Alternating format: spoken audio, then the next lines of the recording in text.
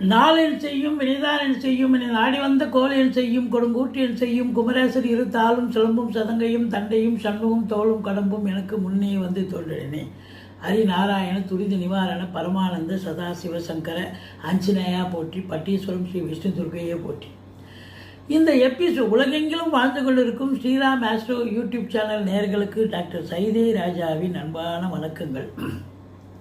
நாம் இப்பொழுது இந்த எபிசோடில் வார ராசி பலன்கள் ரிஷப ராசிக்கு எப்படி இருக்க போகுது அப்படின்னு பார்க்க போகிறோம். இந்த ரிஷப ராசியில் பிறந்தவங்களுக்கு இந்த வாரம் சூப்பராக இருக்குமா சுமாராக இருக்குமா? ராசிநாதன் உங்களுக்கு 2ஆம் இடத்தில் குருவோடு இருக்கிறார். தனகாரகன் என்று சொல்லக்கூடிய குருவோடு தனஸ்தானத்தில் இருப்பது என்பது மாபெரும் சிறப்பு. ரிஷப ராசியில் பிறந்தவர்களுக்கு பொருளாதார ரீதியாக ரொம்ப ஒரு சிறப்பை பெறப்போகிறீர்கள். பணம் பல வகையில் பையை நிரப்பும். குடும்பத்தில் ஒரு அமைதியான சூழல், உங்கள் சொல்லுக்கும் செயலுக்கும் மதிப்பு மரியாதை கிடைக்கக்கூடிய ஒரு காலகட்டம். 4ஆம் இடத்து அதிபதி சூரியன் ஆட்சி பெறுவது என்பது மாபெரும் சிறப்பு. ஆதலால் வண்டி வாகனங்கள் ஆதாயத்தை தரும்.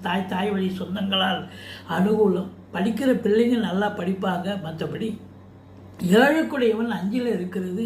செவ்வாய் சிறப்பு தாங்க.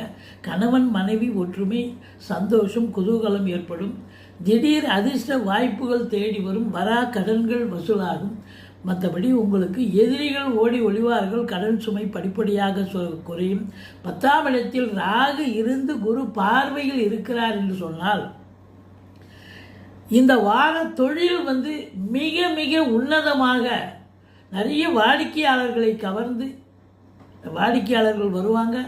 நீங்களும் ரொம்ப இன்வால்மெண்ட்டோடு வேலை பார்த்து நல்ல சம்பாத்தியத்தை பெறக்கூடிய ஒரு தருணம் இது. சாதிக்கக்கூடிய ஒரு நேரம். பொருளாதார மேன்மை, அதாவது தொழில் மேன்மை இருக்கும். உத்தியோகத்திலையும் மேன்மை, பதவி உயர்வு, ஊதிய உயர்வு, டிரான்ஸ்ஃபர் ஃபெசிலிட்டிஸ், இன்னும் மற்ற ஃபெசிலிட்டிஸ் என்ன எதிர்பார்த்து காத்திருக்கிறீங்களோ எல்லாமே கிடைக்கக்கூடிய தருணமாகத்தான் இது அமைகிறது. சுக்கிரன் குருவோடு இணைந்திருப்பதால் கலைத்துறையில் பணியாற்றக்கூடியவர்கள், லேத் ஃபேக்ட்ரி, சின்ன கம்பெனி, பெரிய கம்பெனி, அதாவது ஃபேக்ட்ரியில் வேலை பார்க்கக்கூடியவர்கள், இரும்பு சார்ந்த உபகரணங்கள், ஆட்டோ ஓட்டுறவங்க, கார் ஓட்டுறவங்க, அத்துணை பேர்களுக்கும் வேலை வாய்ப்புகள் கிடைக்கும். நல்ல சம்பாத்தியம் கிடைக்கும். மற்றபடி கல்வி நிறுவனங்கள், கல்வியாளர்கள், இவங்களுக்கும் ஒரு பொற்காலம் என்று சொன்னால் மிகையாகாது. உங்களை பொறுத்தவரையிலையும் பணம் பல வகையில் வரும். சந்தோஷமான ஒரு வாரம். தொழில் உத்தியோகம் சிறப்பாக இருக்கும். வெளிநாடு போகணும்னு நினைக்கிறவங்க தாராளமாக முயற்சி பண்ணிங்கன்னா அது கண்டிப்பாக சக்ஸஸ் ஆகும். தொழில் விரிவடையும். உத்தியோகத்தில் பதவி உயர்வு